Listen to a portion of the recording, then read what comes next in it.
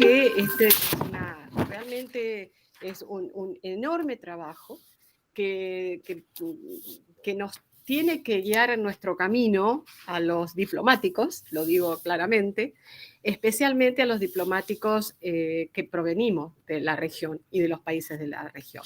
Yo quiero decir 2 o 3 cosas fundamentales de los panelistas de hoy y de lo que van a hablar esos panelistas. Por ejemplo, Juan Tocatlián enfoca su capítulo en la equidistancia y en esta relación Estados Unidos-América Latina. Y esto me lleva a preguntar cuáles son los temas que dentro de esa equidistancia deberíamos propulsar.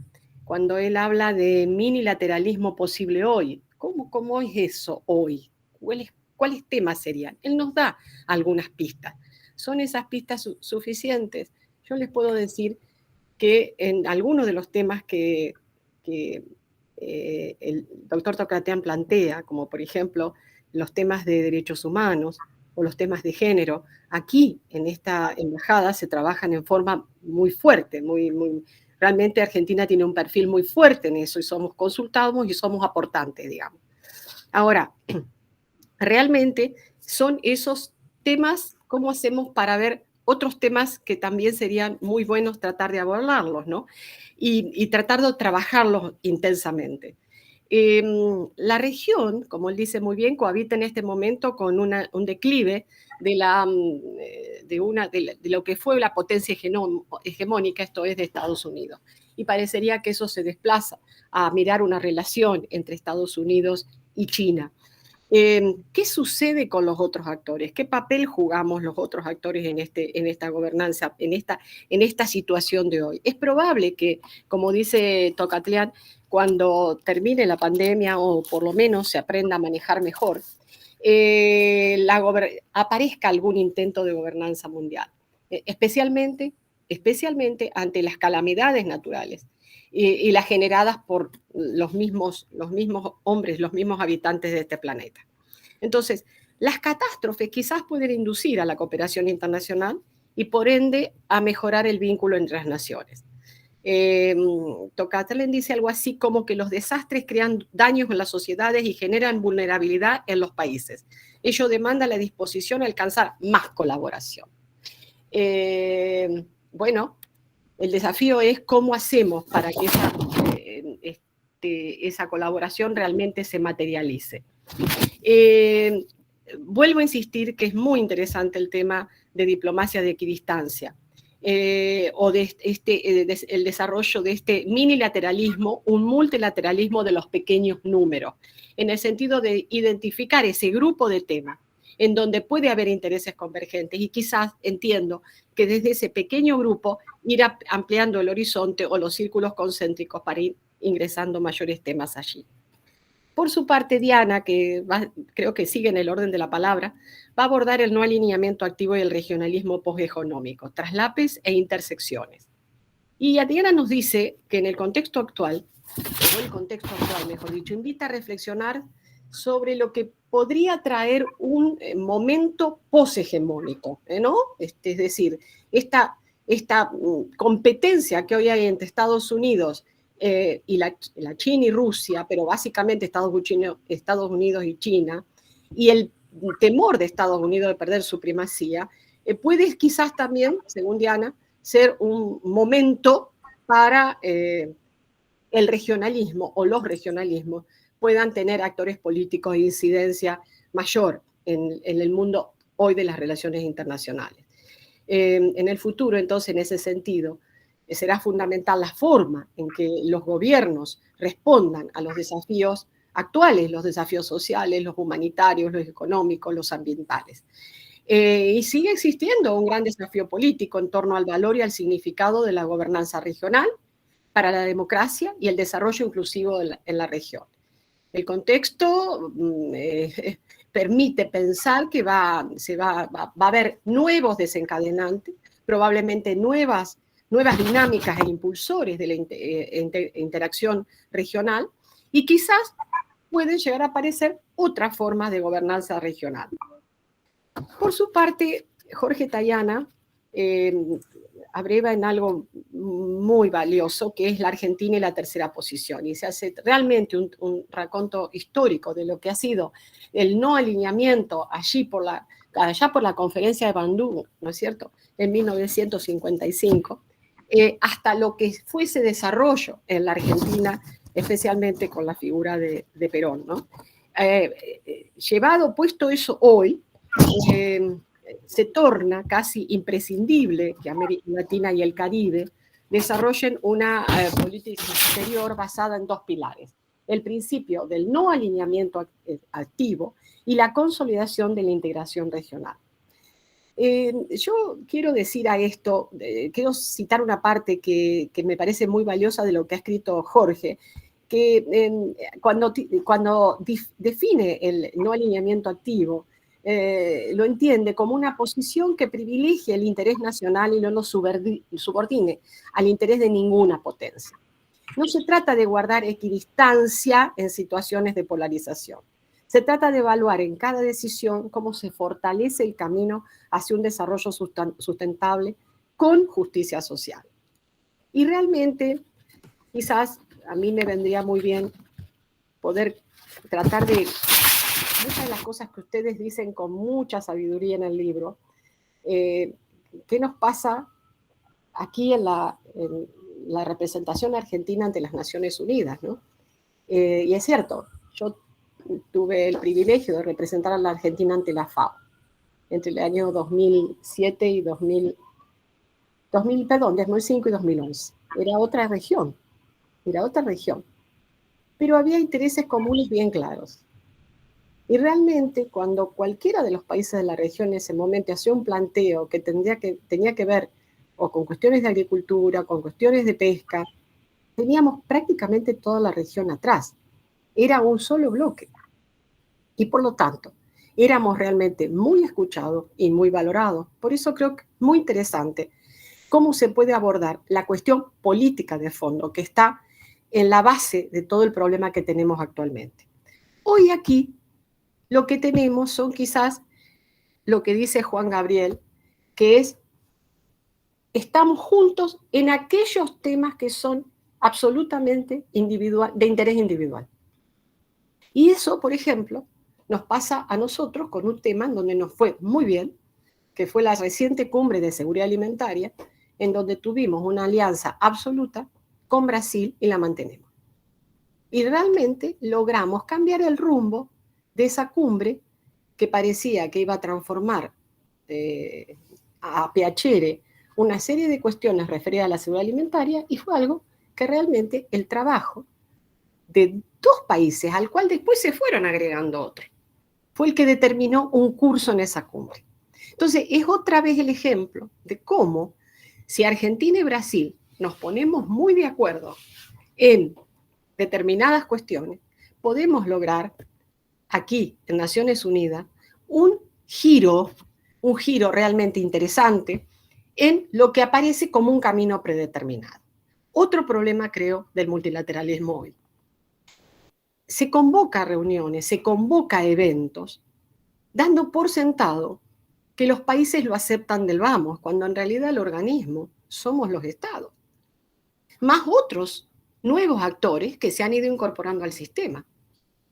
Pero el secretariado es una máquina de hacer propuestas, que esas propuestas luego, como que pandemia de por medio, virtualidad de por medio, se cristalizan en eventos que realmente no son de la sustancia que hoy debería tener un debate en Naciones Unidas. Entonces, creo que realmente la posibilidad de trabajar en la región, y por eso llegar con un discurso como que se plantean los distintos capítulos, los distintos apartados del libro, y los distintos autores, que no tienen todos exactamente la misma visión, pero sí tienen la misma base con relación a lo que el rol y la importancia de la región. Creo que puesto a trabajar en el plano ya directamente de la acción, que es lo que nos toca a nosotros, esta posibilidad de región sí o región no es discutida. decir, tenemos otra presencia, tenemos otra manera de movernos, tenemos otro reconocimiento y por lo tanto creo que hay que buscar un esfuerzo o hay que hacer un esfuerzo muy grande para que esta Latinoamérica, que tuvo un rol, tuvo una presencia, de alguna manera se vuelva a reinstaurar en el sistema. Creo también...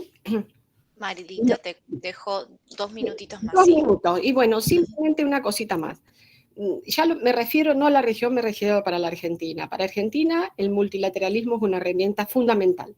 Y desde la firma de la Carta de Naciones Unidas en el 45, Argentina se ubicó en un lugar y en un espacio en el cual nos hemos movido y nos movemos constructivamente.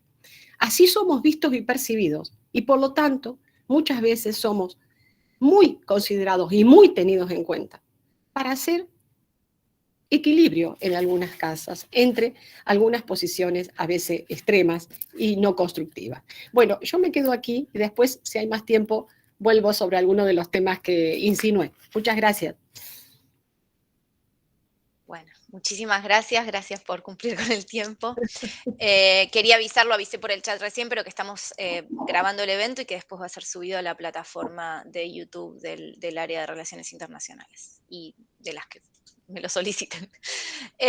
Bueno, ahora sí le doy la palabra a nuestro próximo expositor, Juan Tocatlián, actual vicerrector de la Universidad Torcuato Di Tella y autor del capítulo Estados Unidos, América Latina, por una diplomacia de equidistancia que ya Marilita hizo referencia en su intervención. Juan, te dejo tus 10 minutos. Muy bien, muchas gracias a Flaxo por organizar esto y particularmente a los compiladores, a Fortín, Heine y Ominami por brindarnos a la oportunidad a una reflexión regional a través de este volumen.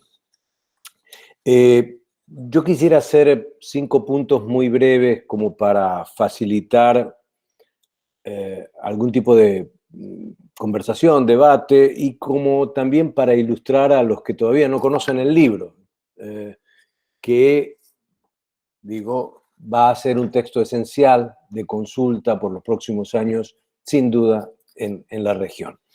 Y para ello no me voy a centrar en mi artículo, sino en lo que creo que expone este libro, en lo que entiendo es un aporte de este libro. Mi primer punto es que a grandes rasgos, y esto lo trabajamos con mi amigo y colega Roberto Russell por muchos años, si uno tuviera que tomar aquella definición que es muy propia de los países occidentales y de las grandes potencias, que es el concepto de gran estrategia, obviamente no lo puede transferir a América Latina, pero sí, si uno entiende las grandes estrategias como un principio ordenador, América Latina ha tenido grandes estrategias. Dicho esto, entonces, las 2 grandes estrategias predominantes en la región son aquellas que han impulsado la lógica de la autonomía, es decir, cómo ampliar los márgenes de negociación, cómo fomentar la integración, cómo anudar intereses convergentes entre los actores, cómo tener una posibilidad de una voz individual y unificada en muchos casos, frente a la lógica de la aquiescencia, de acoplarse, de acomodarse, de alinearse. Yo digo que este libro tiene un gran aporte, en gran medida en torno a esta idea, porque en el momento de lo que se llamó la ola rosada, mucho se reavivió de un viejo debate sobre la autonomía en la región, en sus diferentes aproximaciones conceptuales, analíticas. Pero básicamente terminada la así denominada ola rosada, con una serie de gobiernos alrededor de la región, mayoritaria, particularmente en Sudamérica, de gobiernos de derecha, lo que pasó a predominar fue una suerte de lógica de la aquiescencia, cómo acoplarse, cómo acomodarse, cómo subordinarse, cómo alinearse. Fueron las lógicas que tuvieron varios de los gobiernos de los países de América del Sur. Traer este debate del no alineamiento activo me parece que es valioso porque nos vuelve a colocar en el terreno de pensar la autonomía y de problematizar la autonomía, porque ¿qué es ser autónomo hoy? ¿Cómo se ejercita hoy la autonomía? ¿Autonomía entre quiénes? ¿Para qué? ¿Con qué propósito? ¿Con qué recursos? ¿Con qué estrategia? En todo caso, creo que este libro habilita mucho volver a pensar, repito, sobre esto que por mucho tiempo fue la gran estrategia predominante, la lógica de la autonomía, que fue diluida por el avance de la lógica de la aquiescencia y que hoy nos demanda repensar las posibilidades efectivas de ser más o menos autónomos. El segundo punto que me parece relevante de este libro es que nos coloca en el centro de un tema esencial en las relaciones internacionales contemporáneas, que es la transición de poder. Y me parece que nos ayuda mucho a leer esta transición de poder. Y creo que nos ayuda a precisar el lugar de América Latina en esta transición de poder. Este debate que ilustra este texto no es un debate solamente latinoamericano. Hoy es un debate internacional y particularmente me gustaría tomar en consideración el debate del sudeste de Asia sobre la transición de poder. Y digo que me gustaría mucho tomar esas referencias, porque muchos de los temas, tópicos, mecanismos, conceptos tácitos o explícitos que están en este libro remiten a algo que se está discutiendo en el sudeste de Asia para ver cómo manejar esta transición entre Estados Unidos y China. Pero Asia lo hace desde un lugar un poco más cómodo, entre comillas cómodo, por favor no se confundan, cómodo no quiere decir comodidad, en este sentido, cómodo porque es un actor que viene ascendiendo en el escenario internacional, viene gravitando cada vez más en el escenario internacional. Entonces, ¿nos sirve ese debate del sudeste de Asia? Muchísimo. Pero ¿cómo lo traemos a América Latina? ¿Cómo traemos este debate a una región que viene perdiendo gravitación en el mundo? Esto es, según la CEPAL, en 1955 el 12% de las exportaciones mundiales provenían de América Latina. En el año 2017, más de 60 años después, el total del aporte latinoamericano a las exportaciones mundiales es del 6%, es la mitad. Esto es brutal. Cuando uno va a la Organización Mundial de Propiedad Intelectual, América Latina en los años 2000 no superaba el 3% de la provisión de nuevas patentes, marcas, innovaciones, y el sudeste de Asia apenas estaba en el 35%. Hoy, América Latina en su conjunto no provee más del 2% de todas las patentes, innovaciones, marcas, y el sudeste de Asia provee el 70%. Entonces, ¿cómo manejar esta transición desde una posición de menor gravitación relativa en términos comparativos? Este me parece que es un gran desafío.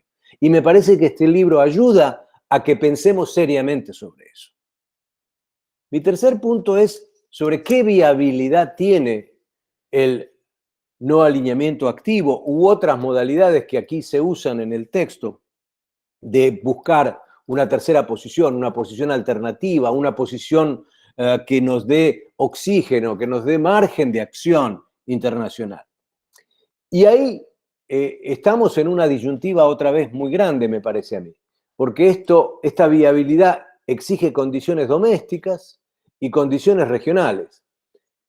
¿En qué sentido condiciones domésticas? Estamos internamente con coaliciones sociopolíticas y con modelos de desarrollo que apuntalen un no alineamiento activo. ¿Quiénes son los actores? ¿Quiénes son los sujetos que impulsarán eso? Yo por ahora no los veo, confieso. Espero que estén latentes y tenemos muchos movimientos sociales, organizaciones, partidos que se están movilizando en la región, impugnando, cuestionando, pero ciertamente todavía no tenemos lo que uno podría llamar una coalición progresista sustentable en la región. Pero me parece que el cambio puede venir por lo que está sucediendo en la pospandemia con el modelo de desarrollo. No porque la financiarización no siga siendo el centro de la economía mundial, sino porque simplemente, particularmente en Estados Unidos y en Europa, han reconocido que la diversificación productiva, es decir, tener una mínima política industrial, es indispensable. Y creo que insistir en eso desde la viabilidad posible de un no alineamiento activo es esencial, va a ser esencial. Recuperar la idea de que esto tiene que estar acompañado de un modelo de desarrollo alternativo al vigente.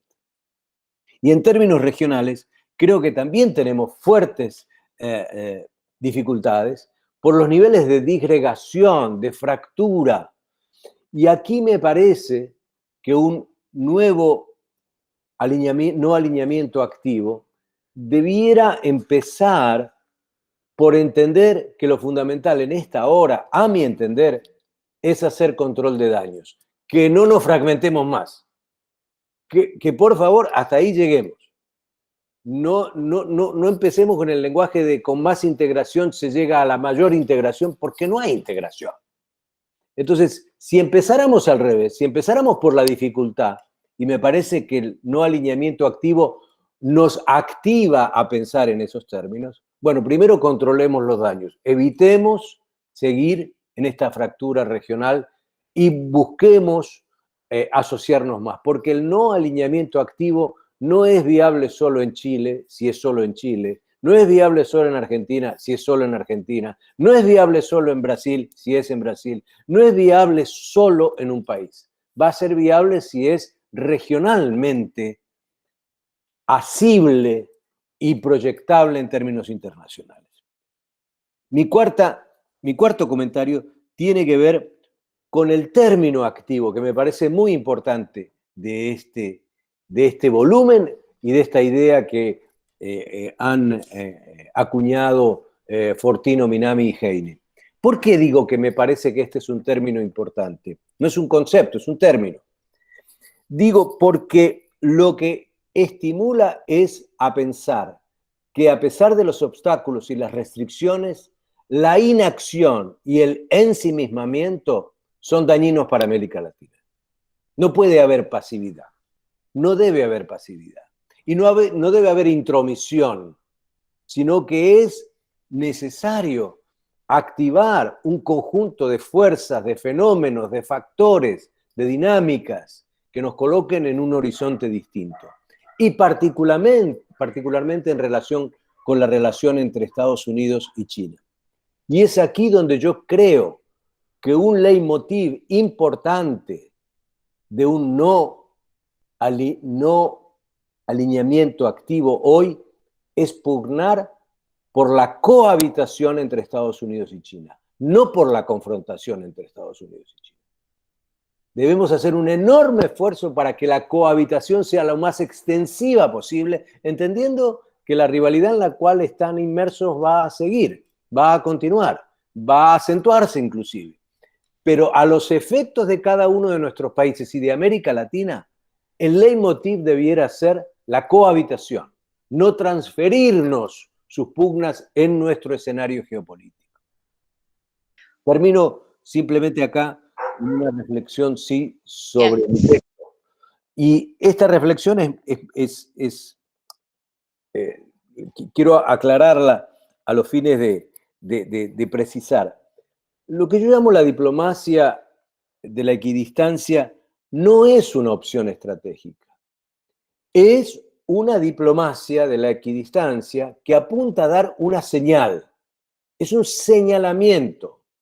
Es decir, yo le indico a dos actores, en este caso sintetizado en el trabajo, Estados Unidos y China, dónde me quiero parar.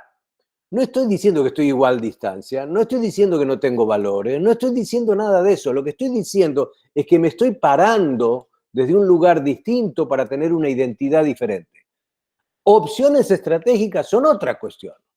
Es hacer hedging o cobertura, es hacer oposición limitada, es hacer diversificación. Esas sí son opciones estratégicas. Lo cual me parece, y este es el sentido del texto, o por lo menos el propósito que yo tenía, señalar que la diplomacia de la equidistancia necesitaba opciones estratégicas particulares hacia Estados Unidos y particulares hacia China. No eran las mismas, no debían ser las mismas, no pueden ser las mismas, pero sí es indispensable entender que hay un lugar, un vértice desde donde se puede ubicar América Latina y a partir de ello observar si es factible, alcanzable, lograble un conjunto de opciones estratégicas múltiples, porque no estamos ni para hacer plegamiento ni para hacer confrontación, no estamos para el heroísmo en América Latina hoy. Estamos para darle un curso de acción a los márgenes de acción posible que pudiéramos tener, recuperando aquel tema primero que hablé y que este libro es fundamental, el tema de la autonomía. Muchas gracias. Gracias, Juan. Muchísimas gracias por el tiempo. Bueno, ahora sí, le doy la palabra ya sin perder ningún minuto en hablar yo, a Diana Tusi, directora del área de Relaciones Internacionales de Flaxo y autora del capítulo No alineamiento activo y regionalismo poshegemónico, traslapes e intersecciones. Diana, te doy 10 minutos y te voy a retar a vos. Más fácil, no va a ser la más primera fácil vez. te reto. Sí, no va a ser la primera vez, ¿no? Que me retes. Estoy acostumbrada. No lo cuentes eso. Estoy acostumbrada. No al maltrato, digo al reto. Maltrato no. Bueno, empiezo brevemente, por supuesto, por agradecer a Carlos y a Jorge por el desafío que nos plantearon y la oportunidad que nos plantearon hace un año para pensar en el concepto y lo que hoy llamamos doctrina del no alineamiento activo, ¿no?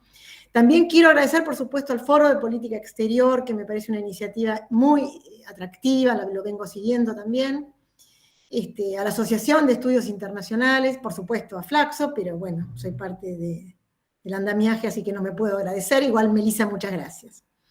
Bueno, voy a recoger algunos elementos del concepto, digamos, algunos componentes del concepto de no alineamiento activo, que uno hoy ve, hoy no, pero ya fue levantado por el Grupo de Puebla en las reuniones anteriores y también en la reunión reciente de hace 2 días, ¿no?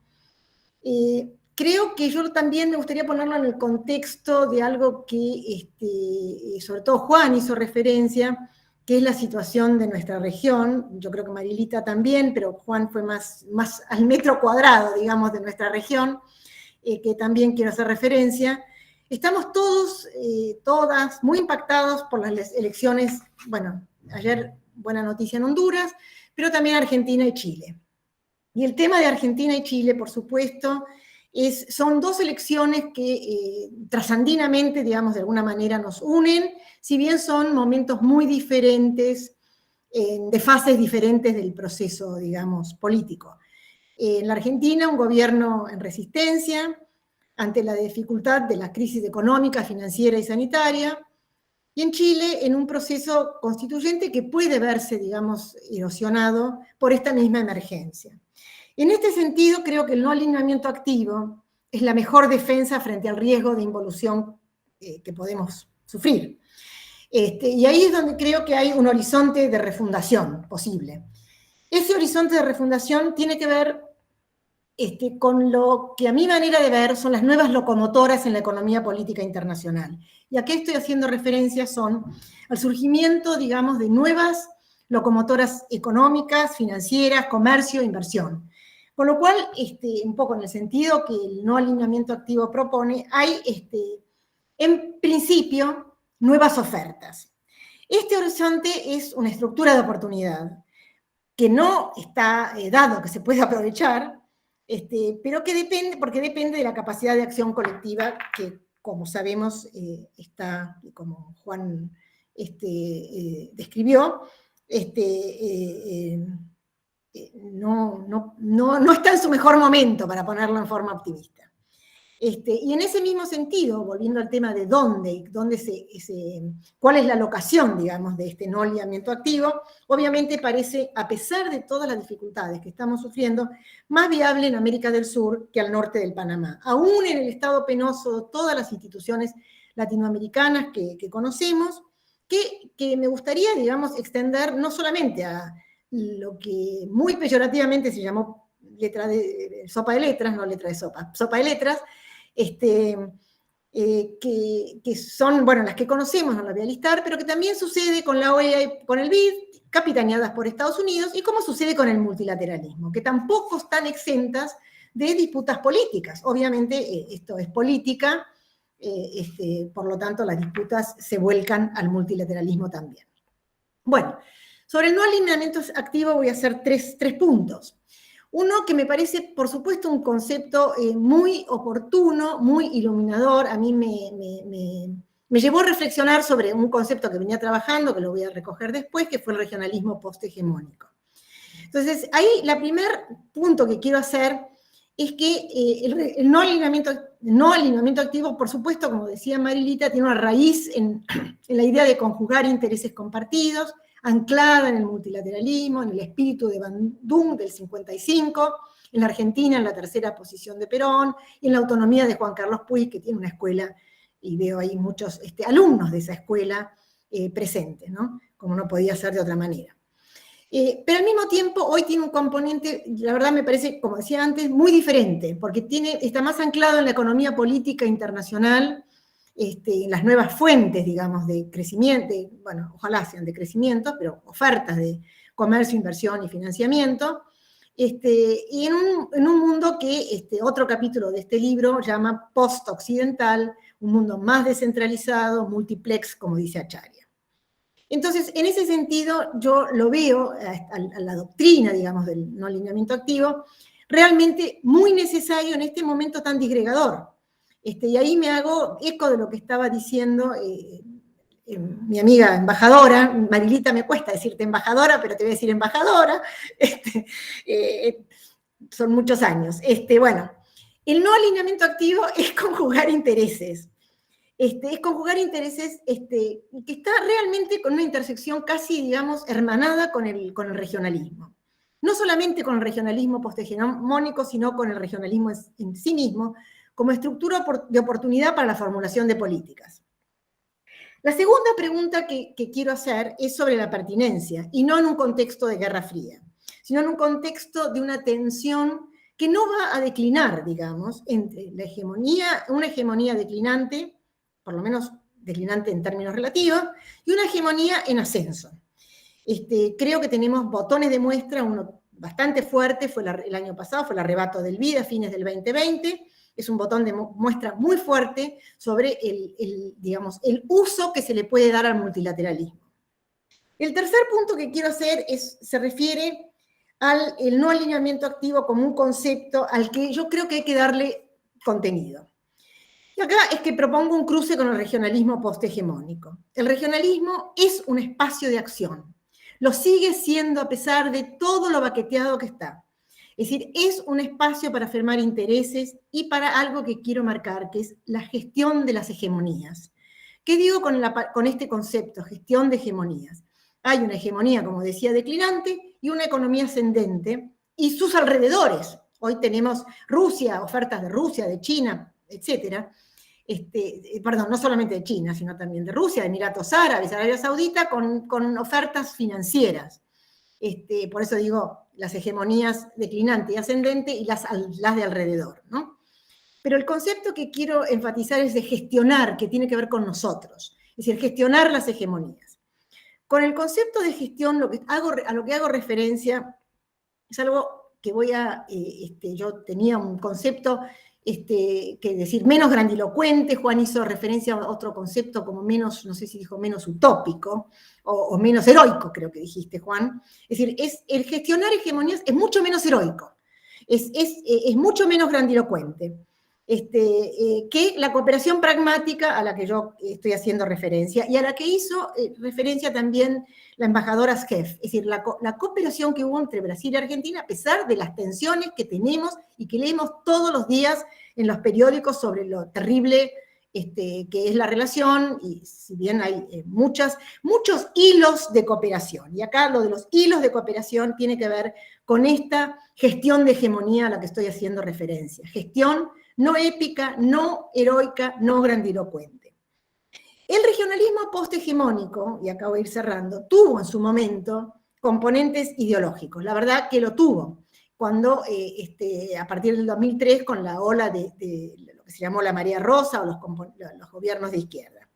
Pero también tuvo componentes muy pragmáticos, usando una vieja haciendo referencia a una vieja concepto en la región, que fue el concepto de concertación.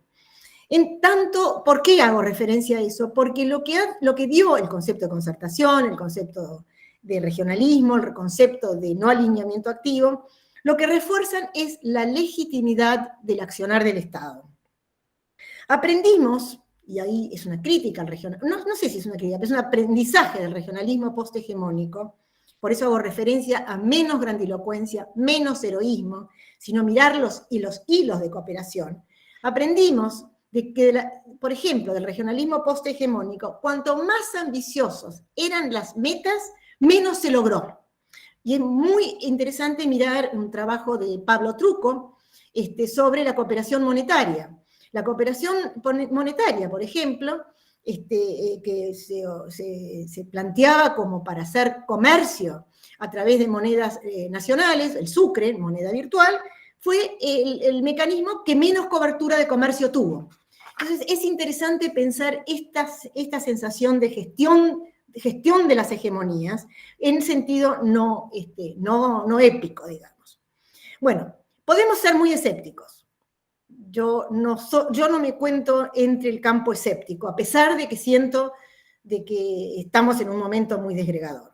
El escenario va a continuar siendo de escepticismo sobre la estrategia, pero el declive hegemónico, la puja hegemónica, también va a continuar.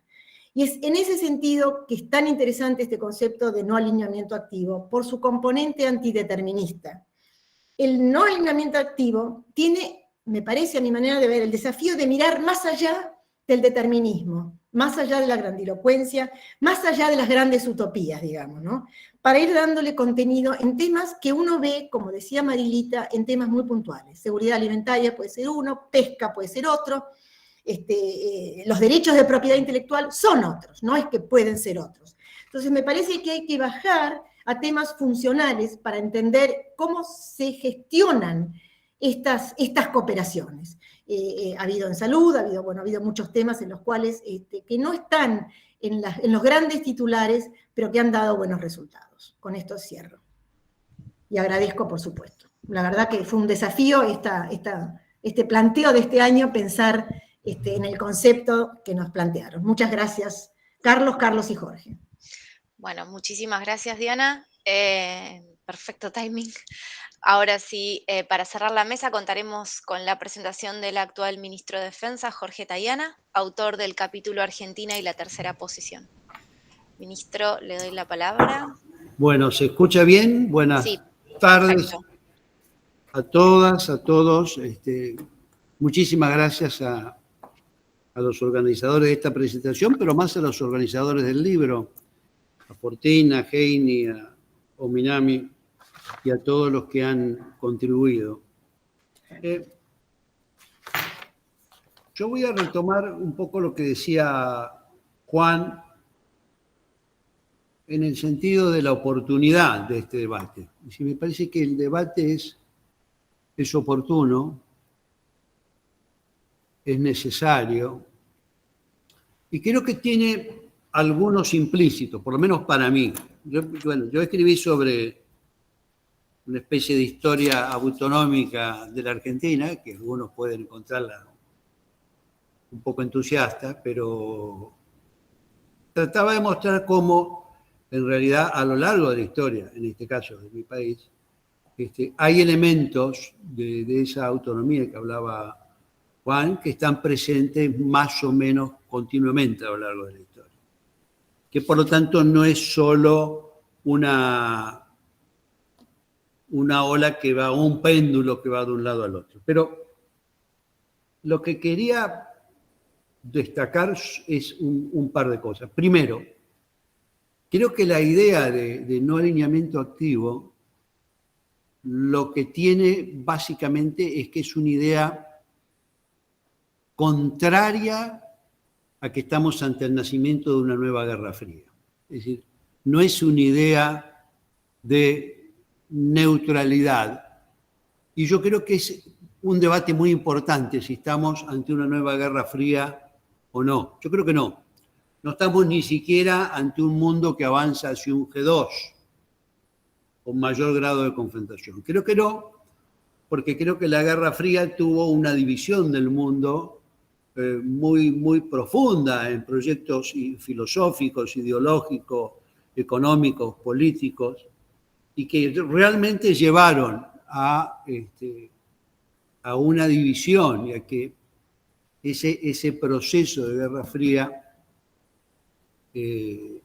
cortara prácticamente todo lo que nos pasa. Uno puede releer la historia de nuestros países en clave de Guerra Fría. Creo que no estamos ante una Guerra Fría, ante una nueva Guerra Fría.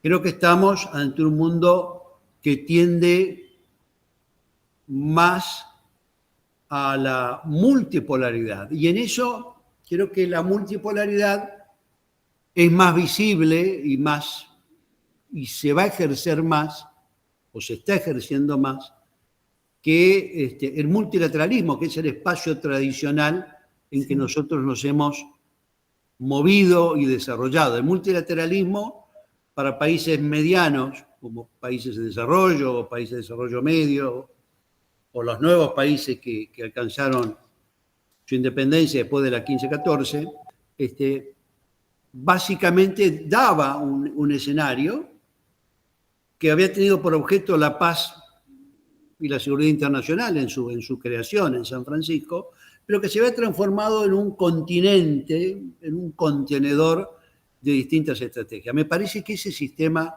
tiende a una parálisis de la cual es difícil que pueda salir. No, yo voy a seguir y vamos a seguir muchos reivindicándola, pero me parece que la parálisis del sistema de Naciones Unidas, en la medida que se desarrolla o tiene un ritmo distinto al que tienen las principales potencias, agrava su disfuncionalidad. Y eso creo que queda más manifiesto. Creo sí que hay que ponerle el acento a la multipolaridad. Y la multipolaridad no es un presunto G2. La multipolaridad es un proceso mucho más rico y que abarca por lo menos casi 10 países, al menos, ya podríamos mencionar. Lo que sí es cierto es que en ese escenario, América Latina en general, pero sobre todo América del Sur en particular, se encuentra en una situación de retroceso de hace tiempo y no está claro cómo va a salir de esa situación de retroceso. Por eso el concepto de no alineamiento activo me parece atractivo. No me gusta, a pesar de que mi amigo Juan lo usa, el concepto de equidistancia, porque creo que por más que le hace una serie de aclaraciones que lo acotan, tiene inevitablemente el concepto o la idea de la equidistancia refiere a una cierta pasividad y mantenimiento del equilibrio. Él no dice eso. Yo digo que ese concepto tiende a producir ese impacto. Yo no sé si el no alineamiento activo será verdaderamente efectivo como no alineamiento activo, pero creo que transmite una idea de acción, de búsqueda, de no caer en las trampas, que me parece que es una actitud que deberíamos tener. Lo que decía Diana del componente antideterminismo del concepto de no alineamiento activo. Es decir, bueno, hay cosas que podemos hacer. Esas cosas tienen que ver, sí, con lo que mencionó Juan del modelo de desarrollo. Eso es cierto. Acá tenemos un problema grande en nuestra región,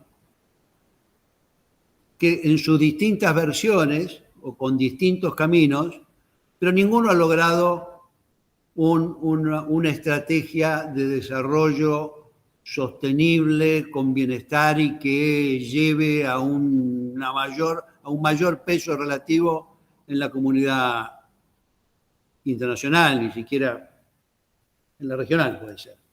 Pero me parece que ese es un tema que sí es importante y sobre el que sí creo que estamos atrasados, porque además el nuevo modelo de desarrollo tiene que contemplar, sobre todo en nuestra región, una relación con el tema de la naturaleza, es decir, una cuestión frente al cambio climático, que creo que estamos todavía en el subsuelo de sus posibilidades de manifestación.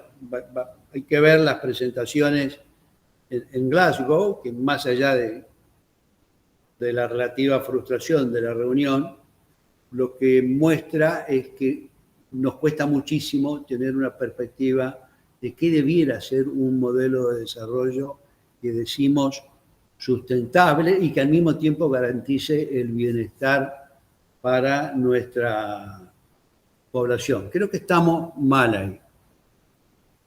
Juan hablaba de que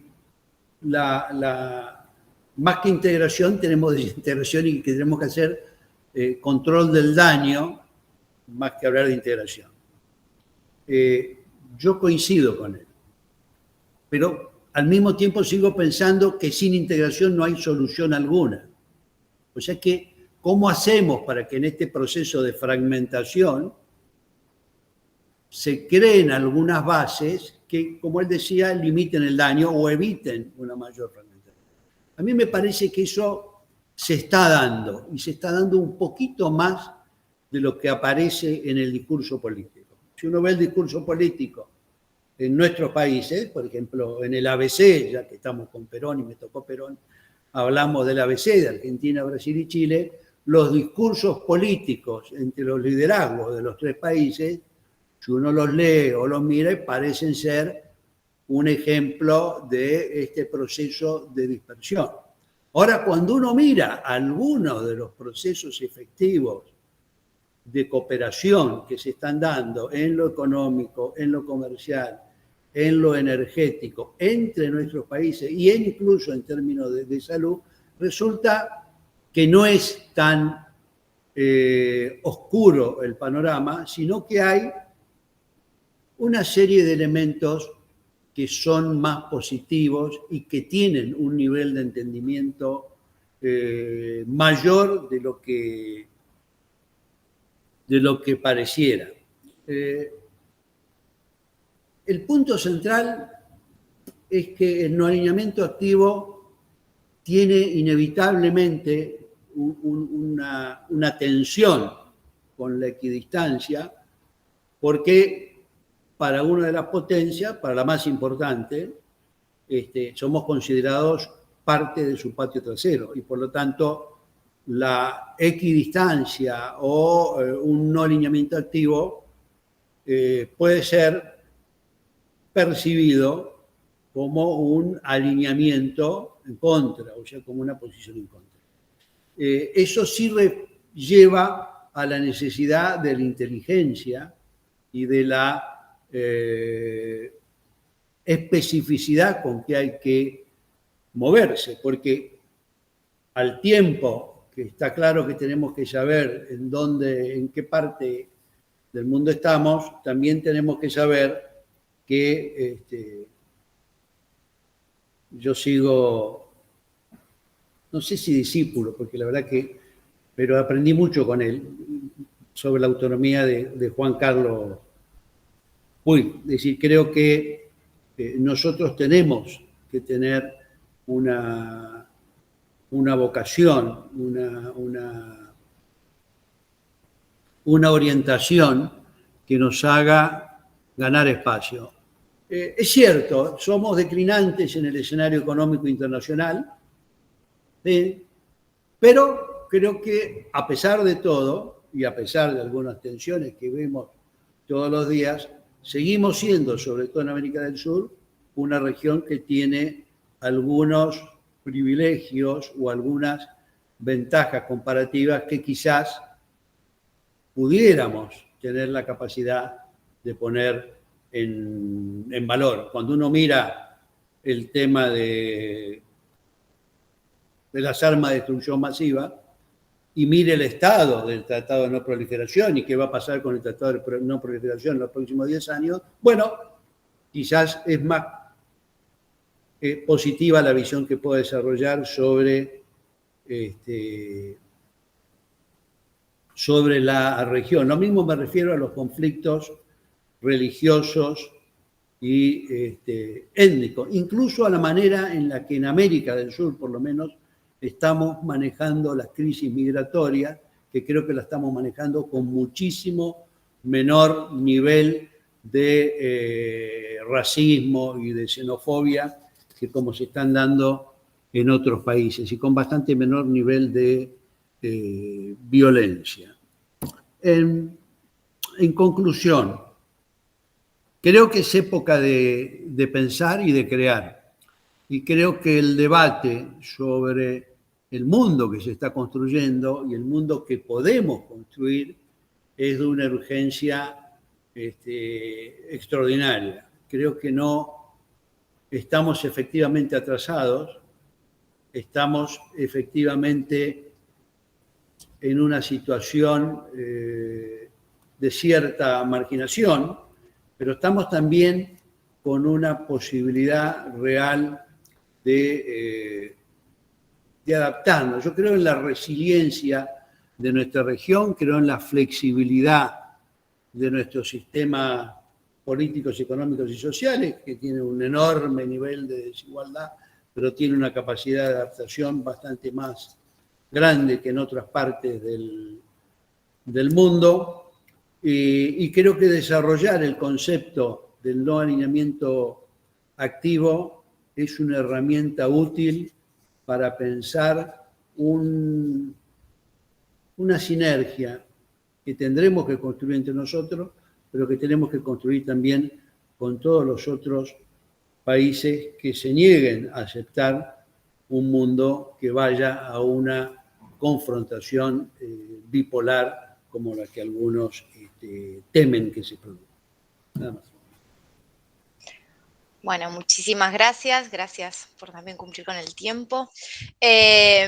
Realmente muy, muy interesante. Y voy a dar paso ahora a los compiladores del libro. Además veo que están algunos de los autores, que lo vi a Nicolás Creus, uno de los autores también del libro. Si Nicolás en algún momento después querés intervenir, avísame o te doy la palabra. Ahora les doy la palabra, no sé, Jorge, quién arranca, o Carlos, no sé, quién de ustedes quiere comenzar.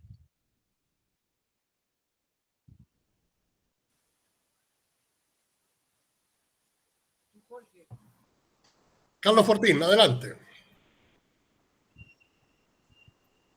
Carlos, estás muteado, ¿eh?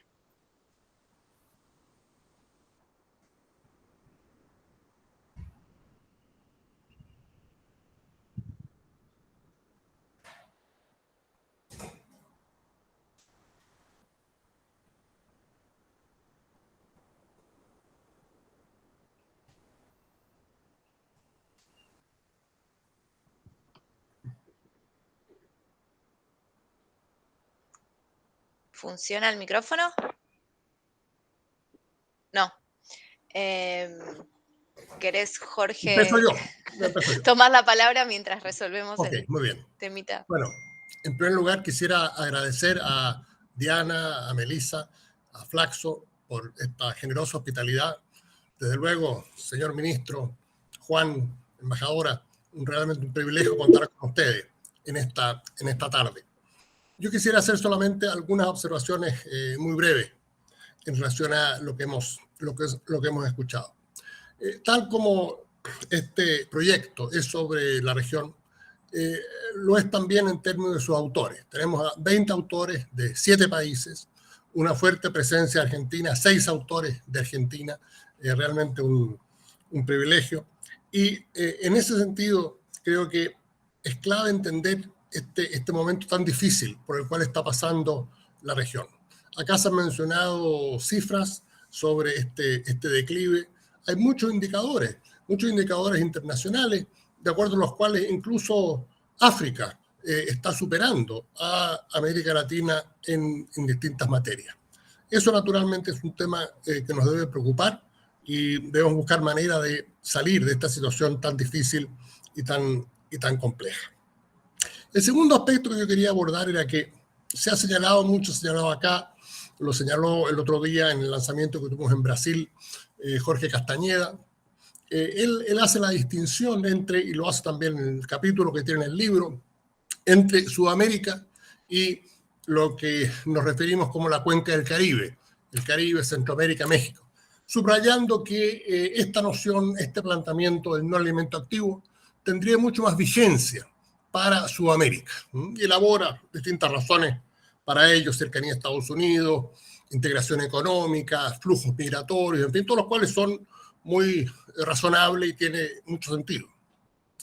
Pero yo quisiera plantear acá un ejemplo muy puntual de cómo incluso en Centroamérica, región tradicionalmente muy integrada y muy dependiente de los Estados Unidos, esta noción del elemento activo, y que lo que nosotros con mis colegas Carlos Fortini y Carlos Ominami siempre planteamos, es ante todo una guía para la acción, más que como una gran teoría.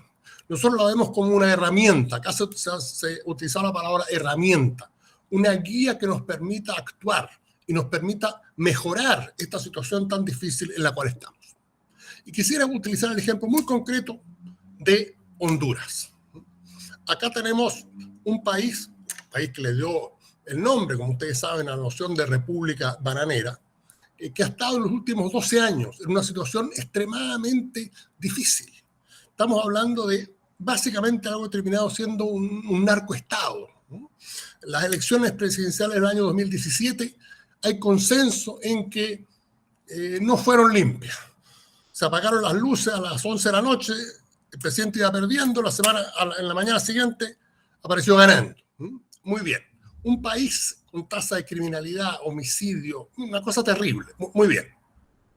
Gana Xiomara Castro, una persona que se define como socialista democrática, socialdemócrata, esposa de Mel Zelaya, que fuese presidente anteriormente, fue derrocado el año 2009. Ella ha dicho que va a establecer relaciones diplomáticas con la República Popular China. En este momento Honduras tiene relaciones diplomáticas con Taiwán. Muy bien. Las presiones que duda acá van a ser brutales para que ello no ocurra en estos momentos tan álgidos.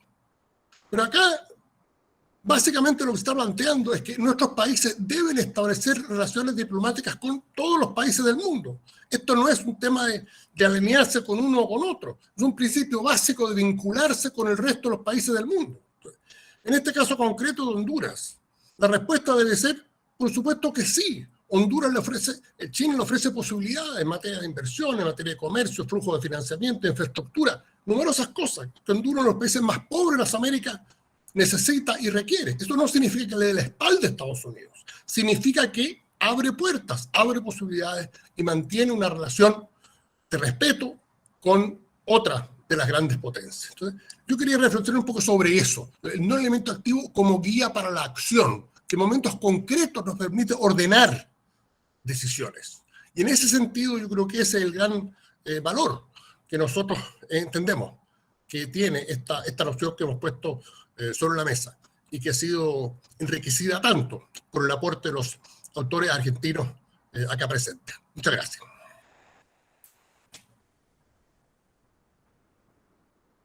Bueno, muchas gracias, Jorge. Carlos, ¿querés que probemos? Sí, ahora me parece que ya arreglé mi problema técnico. Muy bien, anda, perfecto. Muchas gracias, y muchas gracias, Melissa, pero además muchas gracias, Flaxo, muchas gracias a la Asociación de Estudios de Relaciones Internacionales Argentina por organizar este evento. Y gracias a los presentadores que nos han hecho 4 exposiciones extremadamente lúcidas, agudas e iluminadoras. Yo quisiera en mis 3 minutos y medio destacar 4 rasgos del no alineamiento activo como propuesta. El primero ya lo adelantaba Jorge Heine, porque está planteado como una doctrina, es decir, como un criterio básico para la acción, una guía para la acción, basada en el concepto de autonomía de las sociedades nacionales de América Latina y yo diría incluso del sur global, para enfrentar los desafíos del orden mundial globalizado emergente. Se inserta claramente en la gran tradición latinoamericana de la Escuela de la Autonomía, digamos, con figuras como Elio Yaguaribe, como Juan Carlos Puig, y que ha sido ahora naturalmente retomada esa bandera por Juan Toclatián, por Roberto Russell, por Alejandro Simonov, que está con nosotros en estos momentos. Es decir, hay todo un pensamiento sobre la autonomía nacional como forma de entender la inserción de los países de América Latina en el sistema mundial, y es la que pretende rescatar este concepto de no alineamiento activo. Así que no es una receta detallada de política exterior. El libro demuestra claramente que detrás de ella hay una gran cantidad de reflexión y de análisis sobre políticas concretas, todas las cuales van en alguna medida a ser materiales para seguir trabajando. Este es un trabajo en curso, digamos, un trabajo en progreso.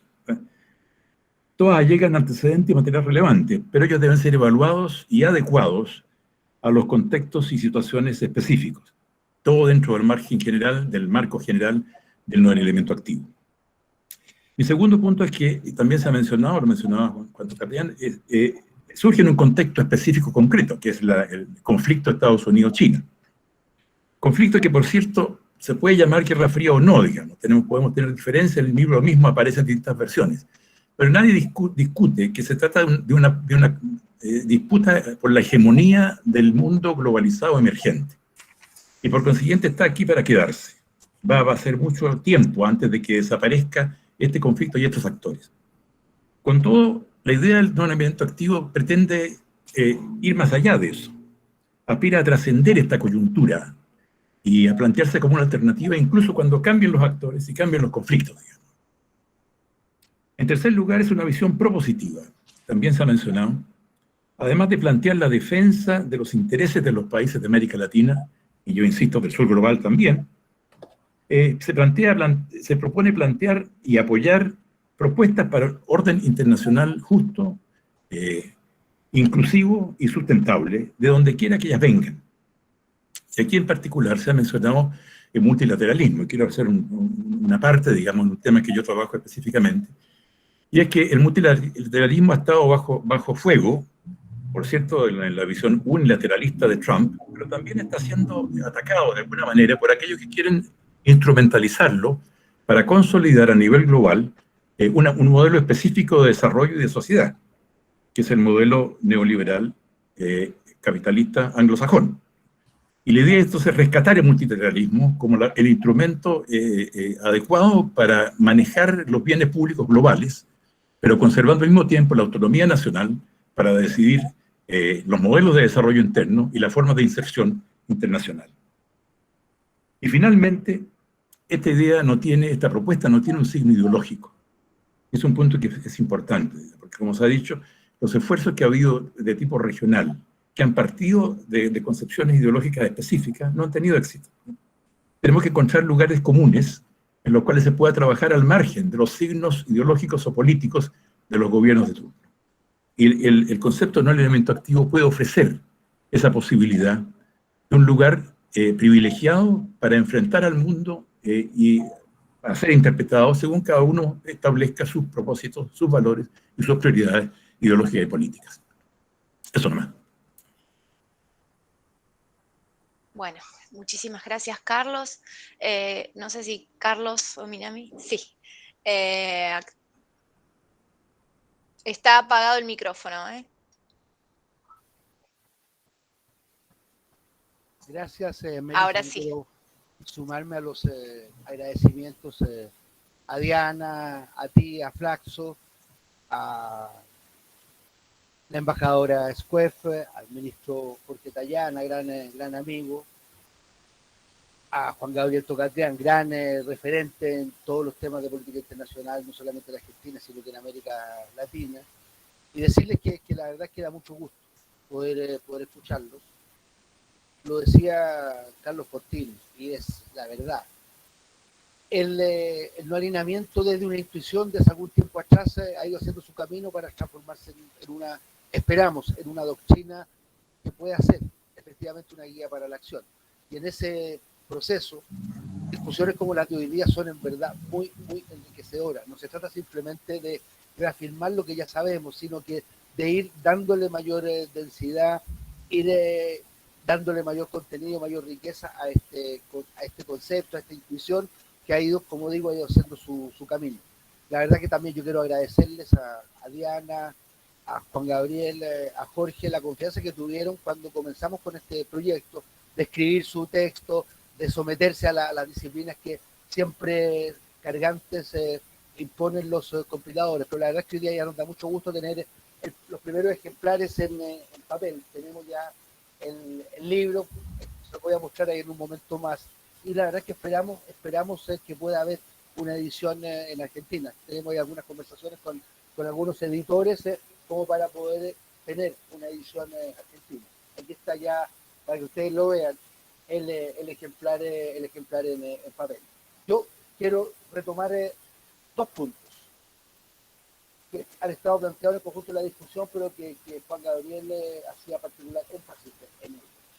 El primero, a mí me parece que se enriquece mucho la idea de no alineamiento activo si la entendemos como la dimensión internacional de un cambio muy mayor, que es la transformación del modelo de desarrollo.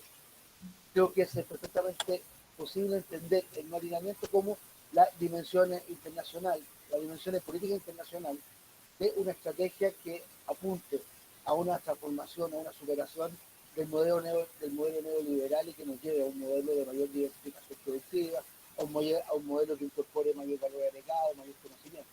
Y para eso el fundamento de eso es muy fuerte. Y es el caso de América del Sur, en donde lo que tenemos es una suerte de estallido de la capacidad hegemónica.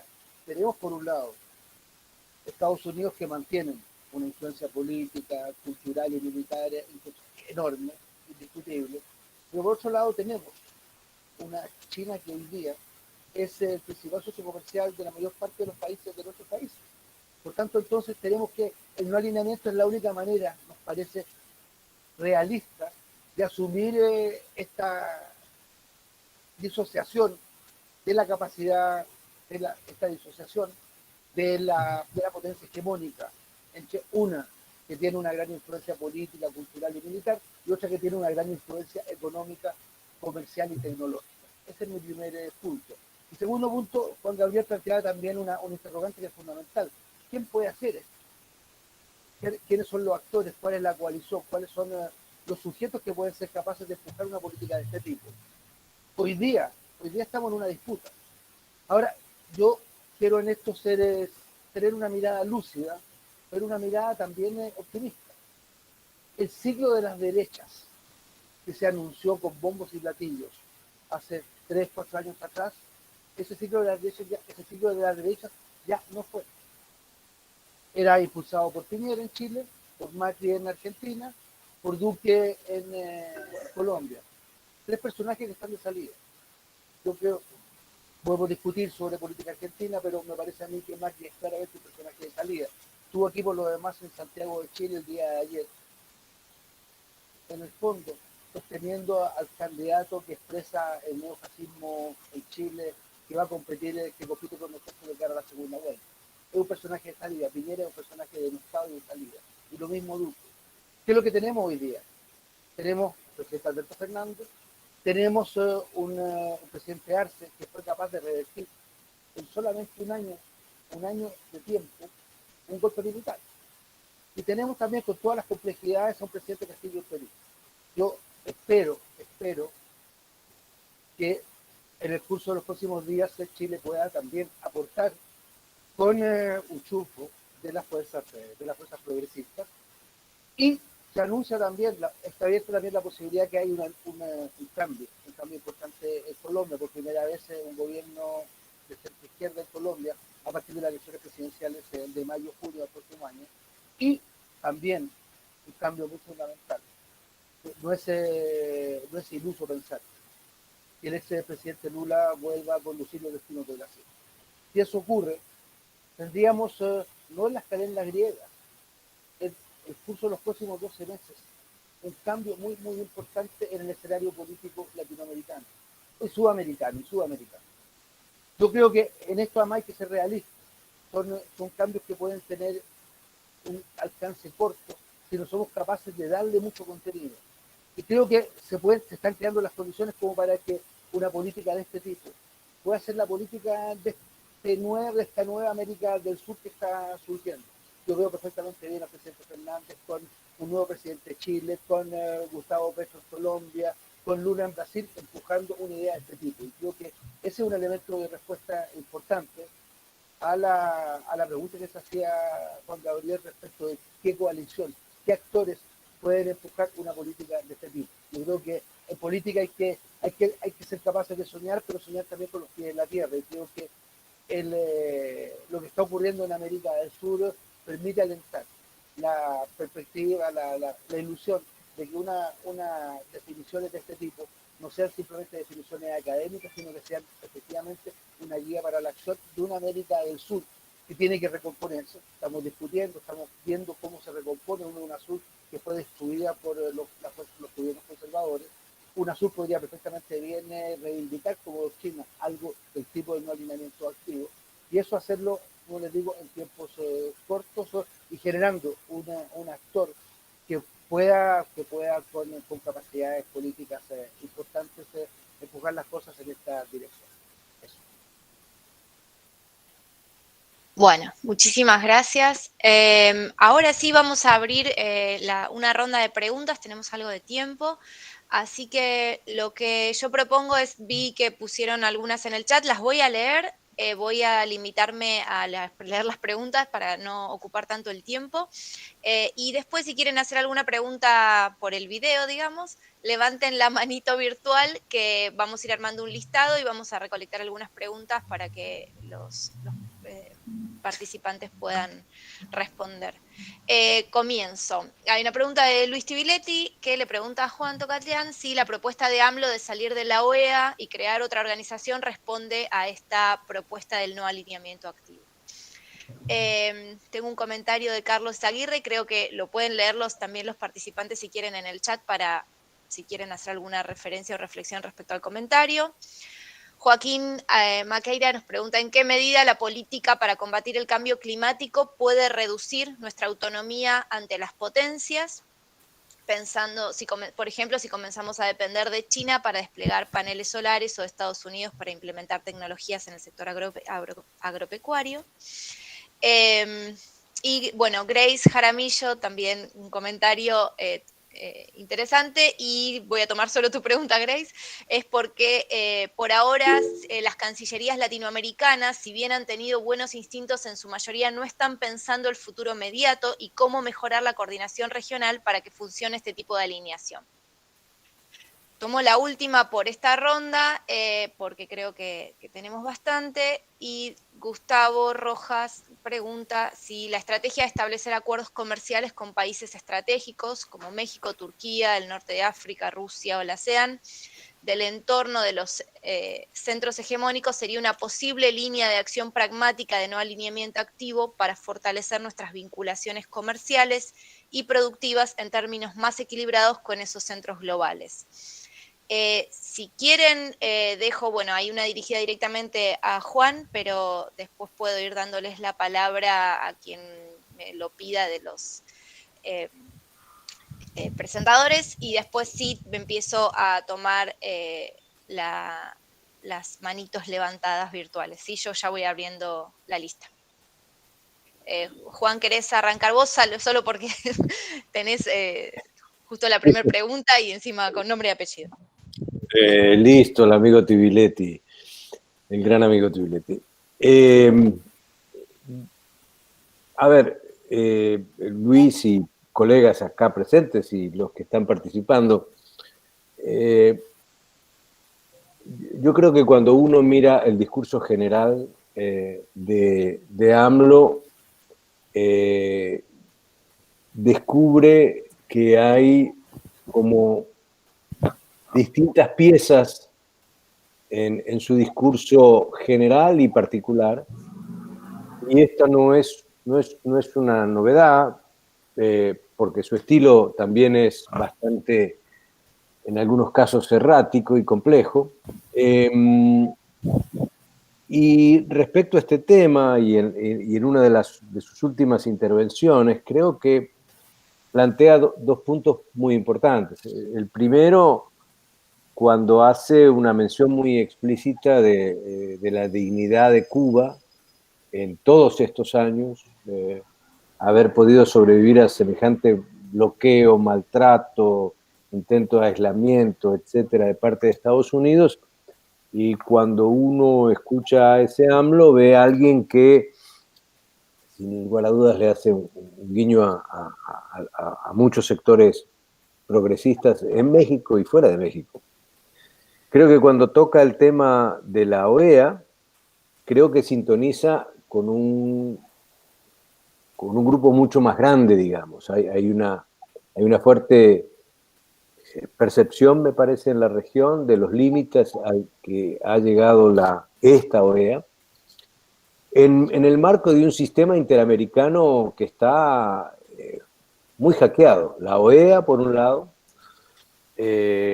los intentos de limitar la capacidad de acción de la Comisión Interamericana de Derechos Humanos, la convocatoria al TIAR, que no ha progresado finalmente, pero que se insinuó durante el gobierno de Trump, y otros ítems que hacen al sistema interamericano, están francamente en entredicho, cuestionados y hasta impugnados. Y pienso que ahí, por lo tanto, la sintonía de AMLO con un espectro más amplio es evidente. Sin embargo, también en su discurso, AMLO tiene algo que creo que apunta a su demanda interna y la condición geopolítica de México, y es esta relación inevitable, intensa, profunda, dinámica, compleja, contradictoria con Estados Unidos. Y en ese sentido, me parece que está tratando de articular un nuevo vínculo con Estados Unidos desde México, y aquí, por lo tanto, a mí me genera más inquietud, no sé si a muchos, pero a mí me genera más inquietud porque, salvando las distancias, se parece al lugar en el cual se quería ubicar Fox en el 2004-2005 como puente entre Estados Unidos y América Latina para el ALCA. Y creo que hay algo de un pragmatismo de AMLO confuso, para llamarlo de alguna manera, si uno quiere ser generoso, pero que revela que este México puente no sé si es funcional para América del Sur, al menos. No lo sé.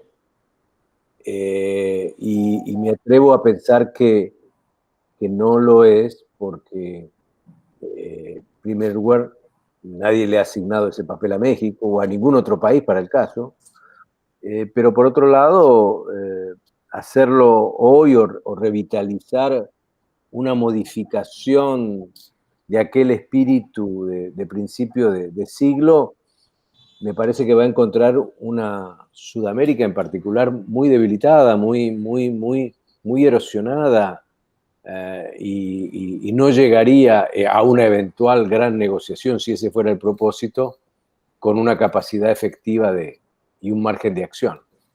Así que me parece que AMLO refleja distintas caras, unas para su audiencia local, otras con algún impacto en América Latina y otras con un auditorio que está mucho más cerca de Washington que de Tierra del Fuego.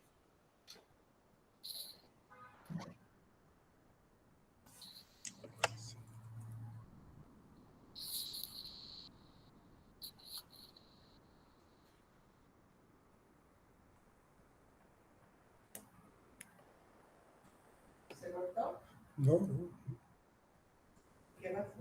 no sé. Estás con el micrófono apagado. A ver. Muchas gracias por la respuesta, nada más decía. Muchas gracias, Juan Gabriel. Y gracias a todos por la organización y haberme permitido la pregunta. Gracias.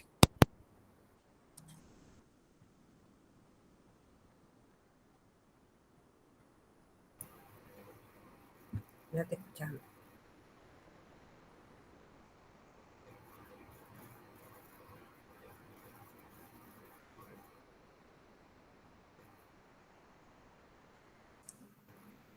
No se escucha. Parece no haber sonido. ¿Ahí se escucha? Sí, ahí sí. Ay, Ahí bueno, sí. son los distintos mecanismos de micrófono, perdón, mil disculpas. Lo que decía nuevamente es si alguno de los autores o de los compiladores quiere hacer algún comentario respecto de las preguntas que recibimos en el chat, y si no, si quieren se las puedo volver a leer, o mientras las leen le puedo dar la palabra a Carlos Izaguirre, que tenía la mano levantada, ahora la veo a Anabela, como prefieran. Bien, Carlos, ¿querés hacer tu pregunta? Que también tenías un comentario, creo. Sí. ¿Por ahí?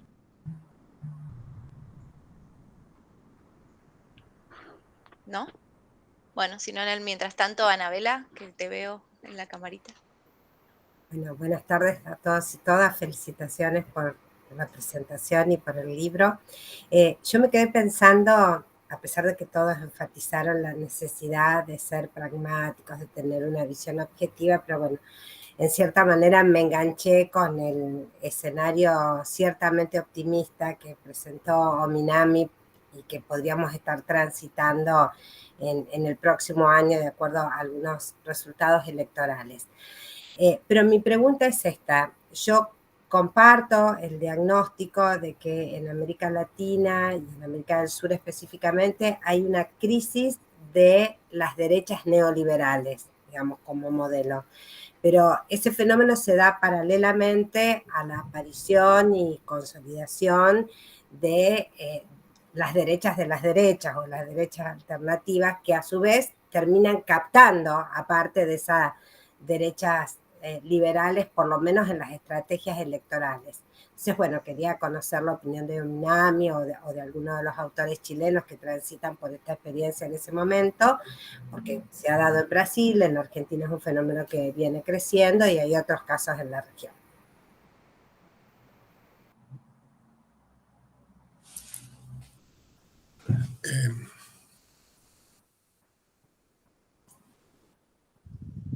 Sí, Jorge, Carlos. Sí, no, yo creo que esa es una gran pregunta. Y lo que nosotros hemos visto en Chile, efectivamente, es hasta cierto punto un desfonde de la derecha liberal. Había todo un esfuerzo por crear una imagen distinta de una derecha no pinochetista, se crearon nuevos partidos, Evópoli, todo un esfuerzo un poco por lavar la imagen de la derecha chilena. Sin embargo, con el resultado de las elecciones de la primera vuelta del 21 de noviembre, súbitamente hemos visto que todos esos esfuerzos se vinieron abajo y muchos de estos partidos, movimientos científicos sociales que se autodescribían como liberales, corrieron a abrazar a Kast, que es un hombre que quiere retrotraer Chile a la peor época del pinochetismo. Ahora, yo creo que hay un tema más general que tiene que ver con todo lo que ha sido el desarrollo de la globalización y la crisis económica, la pandemia, que tiene que ver con todo lo que es el tema de los inmigrantes y que es algo que ha sido explotado muy hábilmente, desde luego por Trump en Estados Unidos, desde luego por las derechas europeas, pero también está siendo explotado en nuestros países. Y se hizo, alusión anteriormente lo hizo el ministro, que en América Latina hemos manejado mejor que en otras partes el tema de la inmigración, pero, y eso es cierto, sin duda, pero en el caso de Chile, varios de los candidatos en esta elección trataron de sacar partido y desarrollar todo un discurso anti-inmigración, todo un discurso bastante xenófobo. Entonces yo creo que eso es parte de este fenómeno más amplio que estamos viendo, del surgimiento de las derechas con posiciones muy anti-extranjeras, muy anti-inmigrantes, posiciones muy xenófobas. Y eso es un ejemplo que está cundiendo en muchas partes.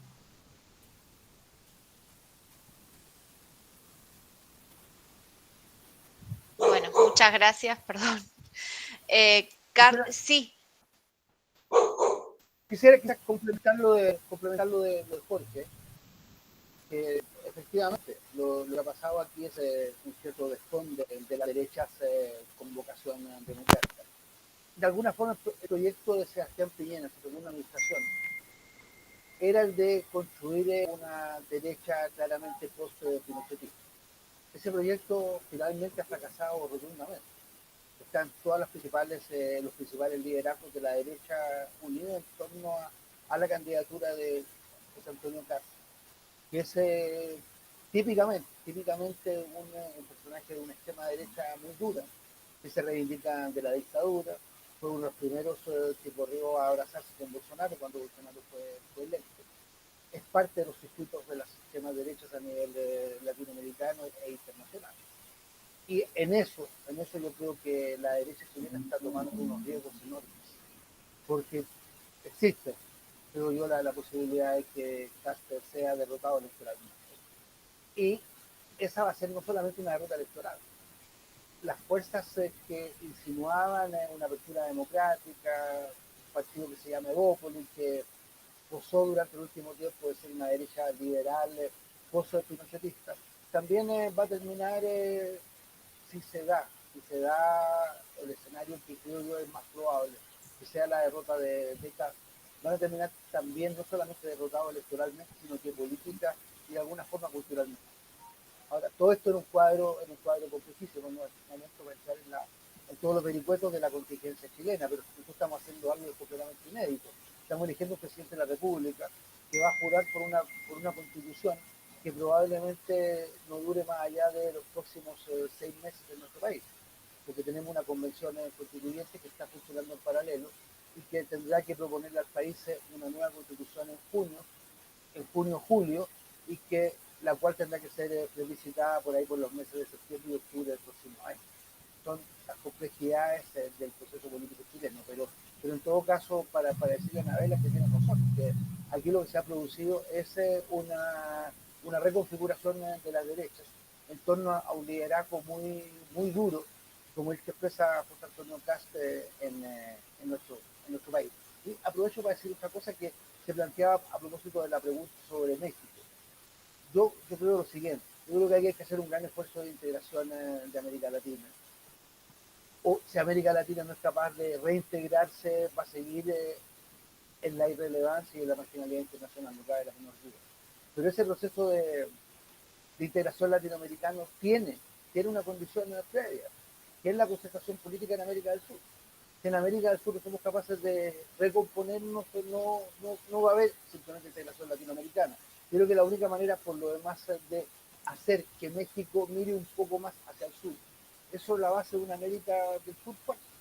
Si no hubiera habido UNASUR, por ejemplo, no habría habido CELAC, que es hoy día el único espacio de concertación que existe en América Latina. Entonces, yo creo que es fundamental tener una perspectiva de integración latinoamericana, pero hacerlo con un fuerte énfasis sudamericano, y creo que una tarea primordial, fundamental, que está planteada para los próximos meses, es ver cómo se recompone, qué es lo que retomamos, qué es lo que somos capaces de retomar de la experiencia de 7 años de UNASUR, las cosas buenas, y que somos capaces también de cambiar para evitar que lo que se pueda, la nueva instancia que se constituya tenga un fin semejante al que tuvo UNASUR, y ahí hay que producir también cambios muy importantes, y me parece a mí que todo este idea del no alineamiento activo puede ser una dimensión fuerte de este proceso de recomposición política en América. Bueno, muchísimas gracias, Carlos. Estamos un poquito sobre la hora.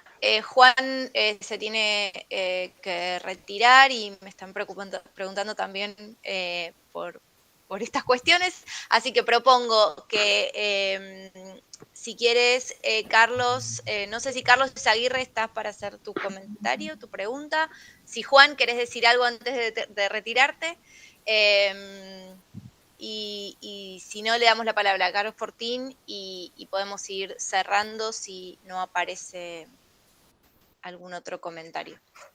Tampoco quiero coparles el micrófono y el tiempo. No, lamento tener que retirarme por cuestiones familiares. Vuelvo a agradecerle a los compiladores, vuelvo a agradecer la invitación generosa que hicieron a tantos autores y autoras argentinas y a los de la región con el espíritu que los animó. Y simplemente a raíz de este último comentario de Anabela, que me parece muy, muy pertinente, Sabemos que hay en la región una suerte de creciente proyección de lo que uno pudiera llamar una internacional reaccionaria a nivel mundial. Y me da la impresión que este tipo de aportes como el del libro y el concepto y las ideas aquí vertidas quizá puedan ser útiles para que se pueda ir sustentando, y particularmente en Sudamérica, una suerte de internacional progresista que al menos ubique en un lugar distinto a la política internacional y a la inserción de nuestros países. Muchas gracias. Me tengo que despedir. Gracias, Lamentablemente. Juan. Carlos, a ver si funciona el micrófono ahora. Carlos Fortín, ¿sí? A ver. Sí, cualquiera de los dos, pero porque creo que el de Carlos Izaguirre no funciona. Así que, Carlos, te doy la palabra a vos y hacemos más Muchas práctico. gracias. Muy brevemente, porque quisiera mencionar un fenómeno muy extraño que está sucediendo en Chile, y es la emergencia de un candidato desconocido políticamente, sin partido, y que está en este momento en Estados Unidos porque no puede volver a Chile porque tiene un proceso en su contra por no pagar los alimentos congruos a su ex cónyuge. Y aún así sacó 1 millón de votos en la primera vuelta. Y la pregunta es ¿por qué? Y la respuesta es compleja, evidentemente, pero tiene que ver con 2 factores. Primero, el hecho de que hay en Chile, efectivamente, sectores de clase media baja, incluso de clase obrera, que han tenido un cierto grado de movilidad social ascendente y han llegado al punto en el cual creen que es del caso que sigan ascendiendo. No están en la línea de eliminar la desigualdad, sino que de subir la escalera. Y segundo, está el problema de la migración, que es de la migración legal e ilegal, pero que en todo caso ha sido masiva. Y estos 2 fenómenos se dan muy fuertemente en el norte de Chile, en la provincia de Antofagasta, porque con la presencia de empresas mineras privadas, se ha generado una forma de proletariado un poco mejor que el que está en otra parte del país, ¿verdad? Y que tiene, como digo, esta aspiración de ascender socialmente. Y simultáneamente ese es el punto de entrada de un gran número de migrantes ilegales particularmente, que vienen de todas partes de Sudamérica, incluso de Venezuela, digamos, en condiciones que yo no alcanzo a imaginar cómo pueden llegar prácticamente a pie desde la frontera venezolana hasta la frontera chilena. Y ese es el electorado que ha votado por este personaje extraño, sin partido, sin ideología, sin esposa y sin libertad en Chile, porque si llega a Chile pues, entra problemas inmediatamente con la justicia. No sé si el caso se puede dar en otros contextos, digamos. Puede ser una cosa muy local, ¿verdad? Pero creo que es interesante tomarlo en cuenta porque es el hombre que va a definir, curiosamente, la votación del día de 19 de diciembre va a ser definida por ese electorado de 1 millón de personas que votó por un candidato que no tiene ni partido, ni ideología, ni destino, digamos. Eso nomás. Gracias, Carlos. Propongo darle la palabra a la embajadora Skef o al ministro Tayana después, así podemos ir cerrando, si quieren hacer algún comentario sobre la discusión. Marilita, estás en silencio. Sí, Ahora 2 cositas. Había alguna pregunta de los acuerdos comerciales, pero antes quiero referirme a lo último que se refirió Carlos Fortín. Bueno, cabría preguntarse cómo puede ser que en Argentina un 13% de los votos fueron a Milei, ¿no? Claro. Es decir, cuando uno mira nuestra historia, pensaría que es imposible que eso suceda, porque es algo totalmente distinto a lo que es decir, no, breva del macrismo, breva de las derechas, pero es otra cosa. Entonces, realmente es interesante, no, seguramente es un fenómeno diferente a este señor que está viviendo en Estados Unidos y que la gente lo vota desde Chile, etcétera, pero son estos fenómenos, cada uno con sus características, que me parece que va a haber que empezar a atender porque cuentan, o sea, hay un grupo de gente que está respondiendo a ello. No, simplemente, muy brevemente, con respecto a los acuerdos, siempre insistíamos que los acuerdos, especialmente los acuerdos comerciales de zona de libre comercio, no son ni buenos ni malos per se. El tema es que tienen que ver cómo se negocian, con quién se negocian, en qué condiciones se negocian y los volúmenes que implican cada uno de los países que está en esa negociación. Cuando las relaciones son muy diferentes, puede haber una ganancia en la primera parte de la implementación del acuerdo, pero al mediano y a largo plazo va a haber una pérdida en los acuerdos. Creo que en algún momento sería muy bueno conversar de esto con Chile, porque Chile ha sido, con los colegas de Chile, con los amigos de Chile, porque Chile ha sido uno de los países que más acuerdos comerciales de zona de libre comercio ha firmado. Entonces, sería muy bueno ver incluso qué pasó con la estructura laboral, qué pasó con la estructura productiva. Es decir, creo que es un tema que está abierto, que seguramente es un corsi ricorsi de estos acuerdos. Suben, después se estabilizan, después bajan, después vuelven a subir, según los gobiernos de turno. Algunos ponen más o menos esfuerzo en este tipo de acuerdos. Y realmente es muy serio lo que se pone en marcha por un periodo un periodo de tiempo larguísimo. Simplemente eso, Melissa, agradecerles especialmente a la Flaxo, al foro y a la asociación por esta posibilidad de estar con ustedes y muchísimas gracias por todo lo que aprendimos esta tarde. Muchísimas gracias a vos por el tiempo y por estar con nosotros acá. Jorge, Tayana, sí. No sé si querés. Dale. Primero, una breve respuesta al que hablaba del tema del cambio climático y la mayor dependencia, ya sea con China de los paneles solares o con Estados Unidos por la tecnología del agro. Me parece que eso entra en el debate más complejo de la estrategia de desarrollo. Es decir, la estrategia de desarrollo está por definirse, que no está clara, obviamente, que no es el modelo tradicional de sustitución de importaciones. Es una estrategia de desarrollo que debe contemplar el cambio climático. Ahora, ¿qué dependencia vamos a tener de esa tecnología? Bueno, en parte depende de lo que hagamos, depende de cuánto compremos acríticamente sin transferencia tecnológica, depende de cuánto podemos desarrollar nosotros, y eso me parece que es parte del debate sobre lo que llamábamos el no alineamiento activo. Exactamente de eso se trata. Eso por un lado. Por eso, efectivamente, como alguien señaló, el no alineamiento activo tiene que ver mucho, no solo con la política, sino con una estrategia de desarrollo. Me parece que eso es vital.